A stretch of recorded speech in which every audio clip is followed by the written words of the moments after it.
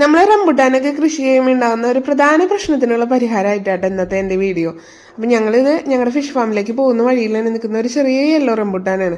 ഞങ്ങൾക്ക് കഴിക്കാനുള്ള ആവശ്യത്തിന് വേണ്ടി മാത്രം നട്ടായിരുന്നതാണ്. അപ്പോൾ ഈ ഫാമിലേക്ക് പോകുമ്പോൾ 1-2 റംബുട്ടാനുകളൊക്കെ നമ്മളിങ്ങനെ ഇതിൽ നിന്ന് പറിച്ച് കഴിക്കാറുണ്ട്. അങ്ങനെ പറിച്ച് ഒരുവിധം കായ്കളൊക്കെ കഴിഞ്ഞു. ഇനി കുറച്ച് കായ്കളുണ്ട്. ആ കായ്കളുമൊക്കെ ഇതാ ഇതുപോലെ വൈറ്റും ബ്ലാക്കും കളറിൽ ചാഴി പിടിച്ച പോലെ ഇങ്ങനെ ഇതായിട്ട് നിൽക്കണേ. അത് കാരണം തന്നെ നമ്മളത് പറിക്കാനായിട്ട് മെനക്കെടാറില്ല കേട്ടോ. അപ്പോൾ കുറച്ച് ദിവസമായിട്ട് ഞങ്ങളിങ്ങനെ പറിക്കാനായിട്ട് ഇട്ടേക്കായിരുന്നു.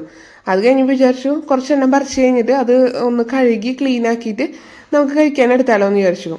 അപ്പം അങ്ങനെ കുറച്ചെണ്ണം നമ്മൾ കഴുകി വെടുപ്പാക്കി എടുക്കാം കേട്ടോ. പിന്നെ ഈ ഒരു സംഭവം വരാനായിട്ടുള്ള പ്രധാന കാരണം എന്ന് പറഞ്ഞു കഴിഞ്ഞാൽ ഉറുമ്പുകൾ തന്നെയാണ്.